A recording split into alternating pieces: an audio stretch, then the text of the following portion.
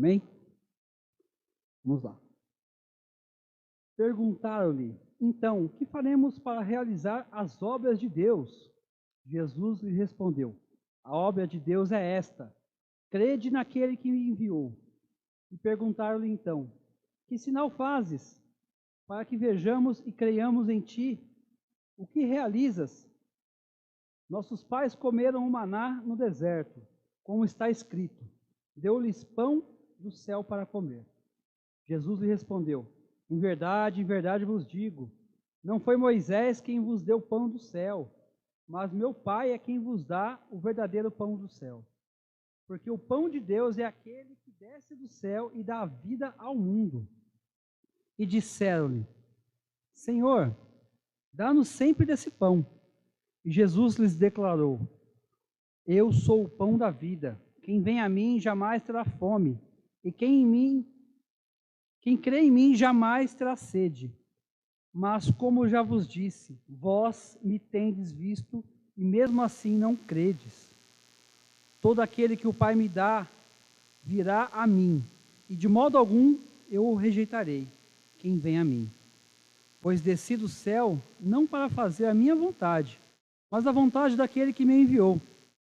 E a vontade daquele que me enviou é esta, que eu não perca nenhum de todos os que me deu, mas que eu o ressuscite no último dia, porque esta é a vontade de meu Pai.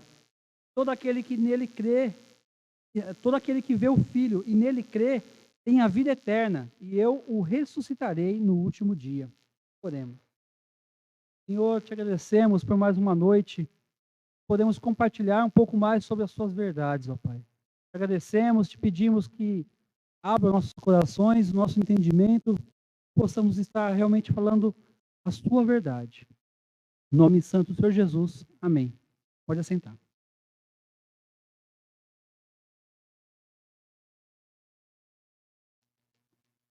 O contexto aqui começa lá em Cafarnaum, na multiplicação dos peixes e dos pães. E a multidão está sedenta, está faminta. E viu um homem pegar 5 pães e 3 peixinhos e fazer a alimentação de milhares de pessoas. E essas pessoas imaginaram que seria um Messias de tal forma que poderiam alimentá-lo. Seria como se fosse algo assim, ganhei a minha cesta básica todo mês, todo dia. Esse homem vai multiplicar todos os dias o pão da minha mesa. E essa era a visão que aquele povo tinha de Jesus. Eles não tinham entendido que o Messias veio para dar vida. E que ele era a própria vida. Ele era o pão. Nós vemos muitas vezes recursos em algumas pessoas. Olhamos para aquela pessoa e falamos, puxa, essa pessoa me ajudou nisso. Aquela pessoa vai nos dar uma resposta para aquilo que a gente está tanto perguntando. E nós esquecemos que quem realmente tem a resposta é o Senhor Jesus. Quando João começa a escrever sobre esse texto, ele cita primeiro a multiplicação dos pães e peixes, logo em sequência ele fala sobre Jesus andando sobre o mar, e depois ele se apresenta como o pão da vida. O pão que desceu dos céus. E Jesus ele dá uma aula para nós de compaixão, uma aula de amor, e que ele fala, ele garante algumas coisas para a gente, que depende também de nós, não só de Deus. Como eu falei no passado, a graça ela vem de Deus, não somos nós que conseguimos alcançá-la. A graça vem de Deus, Deus que dá aos homens. E a fé, ela também vem de Deus. Nós podemos alcançar fé pedindo para que Deus nos dê isso. E Ele vai derramando, progressivamente. Quanto mais eu tenho fé em Deus, mais dependente dele eu sou.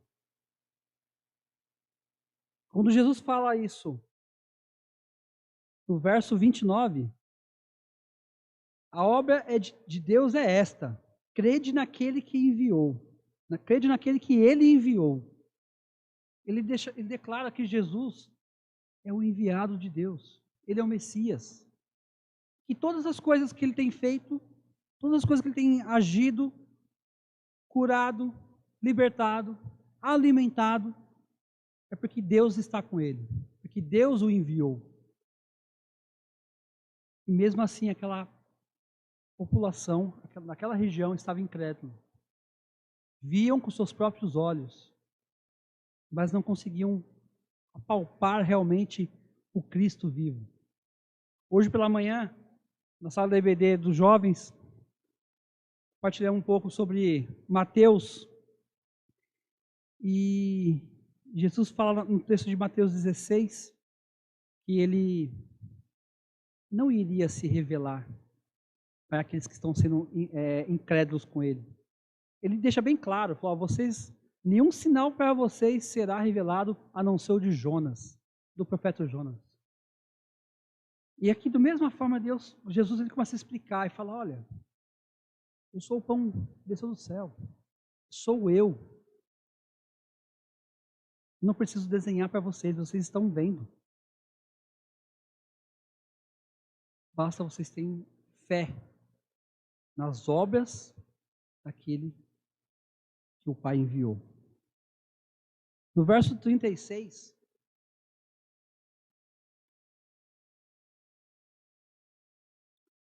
nós conseguimos ver que o convite, 16, mas como já vos disse, vós me tendo visto e mesmo assim não credes. O convite é para todos. Deus se revela para todos. Hoje nós compartilhamos sobre a revelação geral e a revelação especial.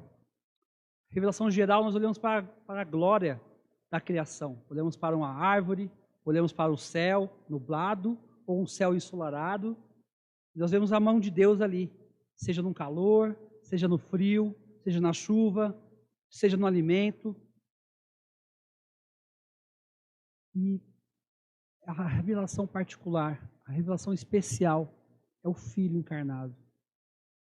Isso há mais de 2000 anos atrás, as pessoas viram ele fazendo as coisas. Ele dando testemunho de si mesmo. Viram os profetas falando dele. Viram João Batista apontar para ele, este é alguém que eu não tenho a honra, eu não tenho a condição nem de desamarrar as sandálias do pé dele. Ele vem batizar comigo. É ele, é o Senhor.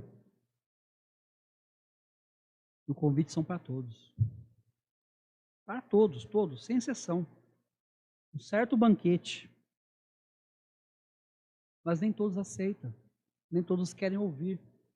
Nem todos querem nesse momento. E a singularidade de Deus é essa. De mostrar o seu amor, de não impor o seu amor. Pelo contrário. Ele vem cuidadosamente e bate no nosso coração. Posso entrar? Ele se revela como Filho de Deus. Como alguém que pode mudar a sua vida. Mas que depende de você também. Não só dele. A parte dele ele já fez. A parte do contrato da vida eterna já foi cravada na cruz. E no terceiro dia foi ressurreto. E a minha parte? Quantas vezes nós duvidamos das coisas que Deus pode fazer? Duvidamos, nós não cremos, nós pedimos as coisas, oramos, incessantemente oramos, pedimos, Senhor, faça isso, me ajude, me console, e a gente não entrega isso no altar do Senhor. A gente não entrega realmente aquele pedido, de forma sincera. Quinta-feira eu compartilhei uma ilustração numa igreja. Uma vez, certa vez eu ouvi que um garoto, a igreja toda orando por chuva, um lugar bem fechado, bem árido, não chovia há muito tempo. E toda a igreja orando por isso. Senhor, mande chuva. Senhor, precisamos de água. E nisso o pastor falando, num grupo de oração, falando sobre isso, entra o garoto com um guarda-chuva na mão. E o pastor olha para ele, olha para toda a multidão e fala assim: o único com fé aqui é ele.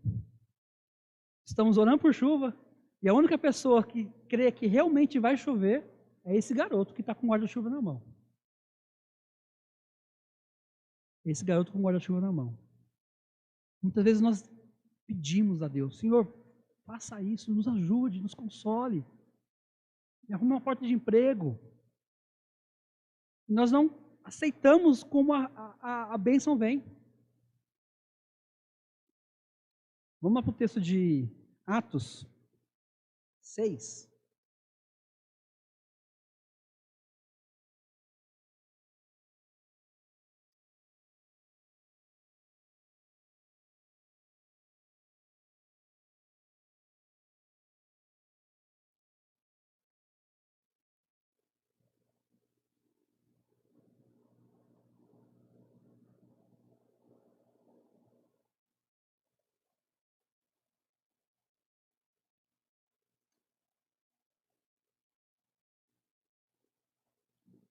Seis, 8. Estevão, homem cheio de graça e de poder, realizava feitos extraordinários e grandes sinais entre o povo. Irmãos, como nós vamos chegar a esse patamar de Estevão? Já pensou nisso? Alguém que olhou para Estevão e falou assim: esse é um homem cheio de graça, de poder de Deus, porque ele cria realmente nisso. Ele agia de forma assim, de coração aberto, de peito aberto. Nós vemos muitas vezes as coisas acontecerem e nós não entendemos como a mão de Deus tem guiado o seu povo. Deus tem guiado de um jeito assim sobrenatural. Algumas situações de questões financeiras, pessoas apertadas, e Deus aparece com um socorro no momento imediato. Alguém precisando de ajuda, alguém precisa de consolo. E o Senhor chega lá e abençoa de um jeito que você fica assim: puxa, eu vim aqui para consolar, eu estou sendo consolado. Falo isso de mim mesmo. Essa semana, quando teve o velório do irmão Eduardo, quando eu conheci a mãe do Rafael e ela começou a conversar, e eu senti uma paz naquela mulher, uma serenidade. Fé. Era fé aquilo ali. Não tem outra explicação. Quando eu encontrei com aquela mulher e ela começou a falar para mim quem era o Eduardo, que eu não conhecia, e eu fiquei assim: puxa, é fé. Fé é isso. Era um homem assim, assado, a vida dele era desse jeito, temente a Deus. Tudo que ele fazia era em prol da família, dos filhos, das netas, em prol da igreja. E quando eu escuto os testemunhos dos pastores que estavam ali, que eram um era adolescente dele, na época de adolescente, o outro foi pastor, e os outros dois foram pastores dele, eu fiquei assim extasiado. E que homem de Deus, que fé inabalável. E é isso que nós precisamos, irmão, ter fé.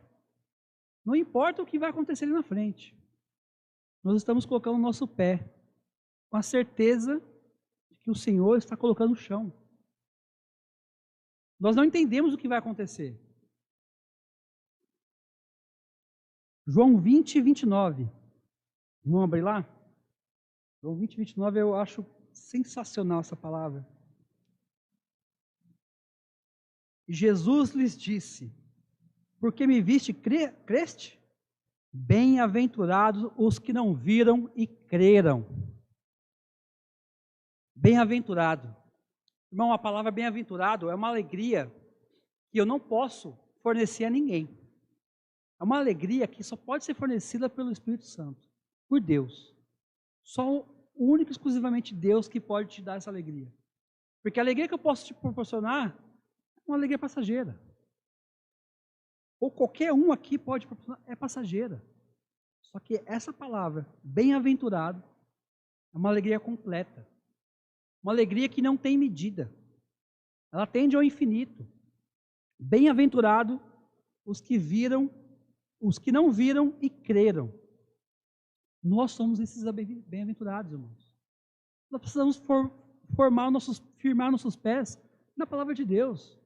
Precisamos realmente, assim, crer que o Senhor vai fazer um milagre. Situações muitas vezes impossíveis de resolver. E é só o Senhor.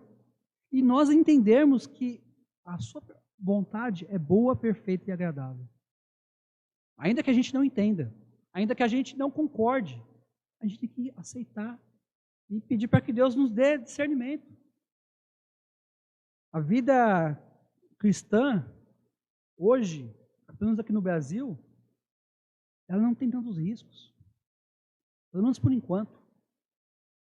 Nossos irmãos no leste europeu, na Nacional 1040, sofrem muito por se dizer cristão. Eles não precisam nem pregar o evangelho. Se souberem que são cristãos, estão perdidos. Irmãos, e a maior certeza de tudo, o que nos deixa mais tranquilo, é que se nós aceitarmos esse convite de Jesus, nós crermos que esse convite realmente é verdadeiro, o verso 37, ele fala assim, 6,37, todo aquele que o Pai me dá, virá a mim, e de modo algum rejeitarei quem vem a mim. E se você está com Cristo, não tem nada que possa te impedir. O Senhor é convosco. O Senhor é presente conosco. Nós não somos rejeitados. Talvez um amor, uma paixão possa te rejeitar. Mas Cristo não. Cristo é aquele que, antes de nós nascermos, antes de nós sermos gerados, já havia sido entregue como um cordeiro. Irmãos, a vida cristã, ela é excelente. E quando eu digo que ela é excelente, é porque ela não é fácil. É algo assim superior ao que todo mundo tem passado. Nós como cristãos passamos por dificuldades, persistimos, passamos por doenças, persistimos, oramos, e pedimos e clamamos, e o Senhor tem nos atendido, tem nos dado força. Nossa fé tem que ser inabalável, inabalável. Romanos 10:17 diz assim, de sorte que a fé vem pelo ouvir, e ouvir a palavra de Deus. A fé, ela precisa ser falada, pregada, tem que ser vivida. Em Hebreus 11:6, sem fé é impossível agradar a Deus, porque é necessário que aquele que se aproxima de Deus creia que Ele existe e que é galardoador dos que o buscam. Essa é a certeza. Nosso Deus é presente. Nosso Deus está conosco. Não importa a situação, não importa a condição. Ainda que a sua mãe e o seu pai te reneguem, eu ainda farei menção do nome de Jesus, do nome do Senhor. E essa é a necessidade que nós temos. Crer de forma sobrenatural. A pesca, logo depois que Jesus manda Pedro lançar a rede, ele recolhe os peixes, as redes começam a se rasgar praticamente, e Pedro depois larga as redes. Já não era mais o foco da vida dele. O foco da vida dele já não era mais as redes, não era mais pescar peixes, mas pescar homens, mulheres, crianças, pessoas que tinham realmente a necessidade de crer em Deus. E é isso que nós precisamos, irmãos, fazer com Pedro. Largar nossas redes. De repente a sua rede é algo que tem ocupado um valor, um espaço, que a sua fé não caiba. Você precisa analisar se realmente a sua fé está no local certo. Se realmente ela está sendo exercida de forma sobrenatural. Porque a fé é isso.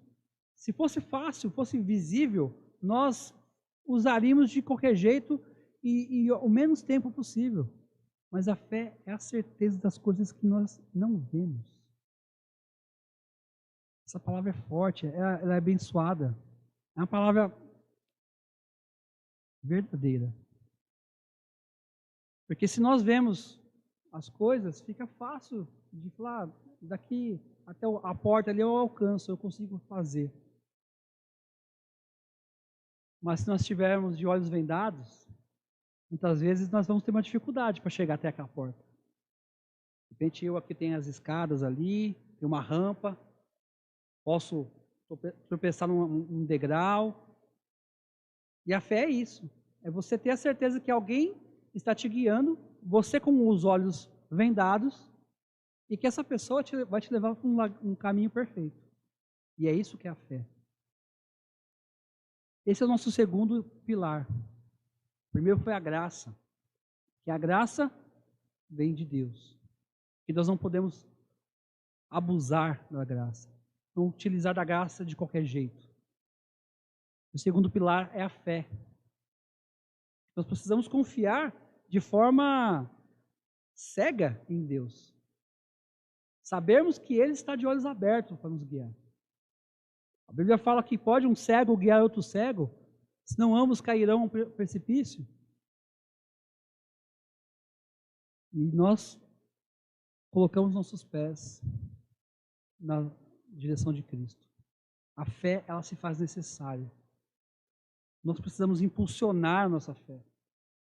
Realmente viver de forma sobrenatural. Não ter a certeza das coisas que vão acontecer amanhã, daqui 5 minutos. Mas crer que isso vai acontecer e o que acontecer vai ser o melhor para mim. Porque Deus está no controle. Não sou eu que estou decidindo as coisas. É o Senhor. E essa é a vida do cristão. Viver de fé em fé. E nós vamos aumentando a nossa fé. Vamos progredindo na nossa fé. Vamos alterando o nosso status como seres humanos. E começamos a praticar a outra essência nossa, que nós não somos só carne, nós somos espírito. E coisas espirituais se fazem de forma espiritual. Coisas espirituais você faz colocando a sua fé em ação. Há uma grande discussão no meio teológico se nós somos corpo e alma ou corpo, alma e espírito. Dicotomista ou tricotomista. Mas muitas vezes nós esquecemos a alma e o espírito e vivemos só no corpo. Pensamos apenas no corpo. Não agimos realmente como Espírito de Deus, como pessoas que realmente são levadas pelo Espírito Santo de Deus. Precisamos começar a colocar nossa fé em oração, em ação. As obras de Deus é ter fé no seu Filho. Quantas coisas Jesus fez? Nós cremos realmente que está escrito nessa Bíblia, que Deus realmente fez isso dessa forma, que Jesus fez dessa forma? Ou para nós ela é só uma alegoria, um conto, algo assim que qualquer escritor pode ter escrito? Eu não creio dessa forma. Eu creio que as coisas aconteceram literalmente. Que existiam mais de 3.000 pessoas e um homem pegou um cesto, deu graças, abençoou e aí alimentou todo mundo. Ainda sobraram cestos. Eu creio nisso. Eu creio que o convite é para todos. Que a palavra de Deus ela é para todas as pessoas. Mas que infelizmente tem pessoas que não querem ela. Mesmo ouvindo falar que o seu destino é o inferno. Em algumas situações, eles falam que nós cristãos que indicamos que ele está indo para o inferno, não.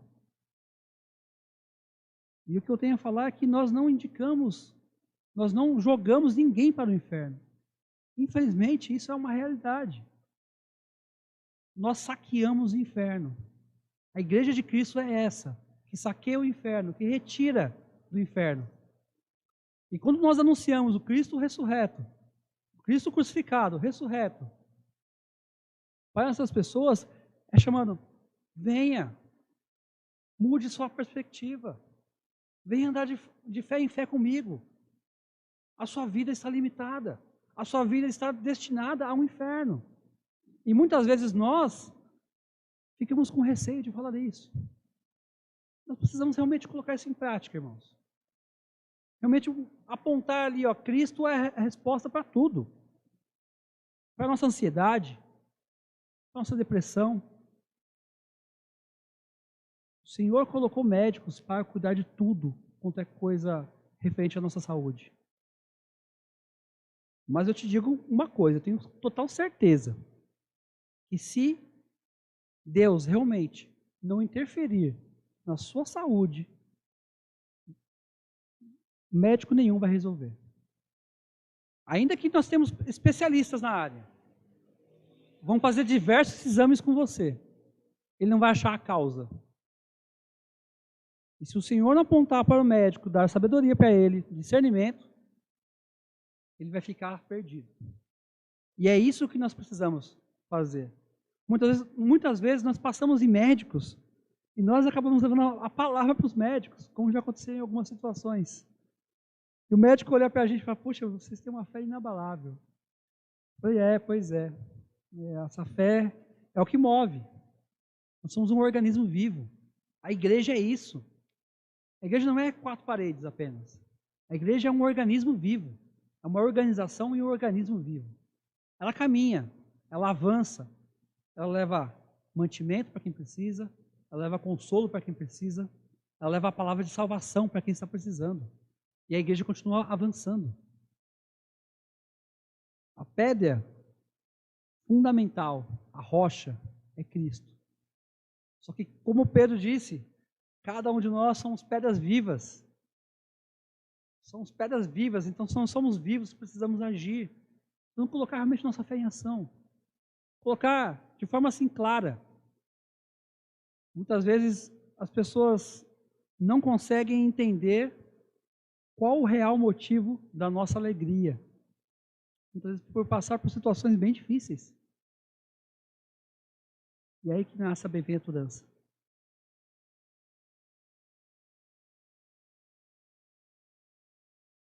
Não é uma alegria terrena. É uma alegria que vem do alto. É uma alegria que vem do Senhor. Uma alegria da qual não tem limite. Nós precisamos ter essa alegria. Precisamos viver de forma assim sobrenatural. A fé, ela precisa ser colocada em prática. A fé precisa ser colocada em prática. O livro de Hebreus tem um capítulo só sobre isso. E começa a falar desde Abel. E começa a falar de Abraão. Começa a falar sobre Noé. E começa a dar todos os parâmetros de todos eles. No livro de Atos 6, Estevão começa a falar sobre eles também. Nós estamos dispostos a ter o mesmo fim que Estevão? O fim celestial nós queremos. Será que nós não seremos apedrejados por expor a nossa fé de uma forma sobrenatural? Irmãos, tenhamos a certeza que o Senhor está à frente de tudo. E que não importa o que aconteça com a gente, com esse corpo, não importa. O que importa realmente é a nossa vida celestial. Jesus foi, e a certeza que eles deixam para a gente é, assim como o Pai que vive me enviou, eu vivo por causa do Pai. Assim quem de mim se alimenta também viverá por minha causa. Este é o pão que desceu do céu. Não é como o caso dos vossos pais que comeram o maná e morreram. Quem comer este pão viverá para sempre. Versos 57 e 58 do capítulo 6.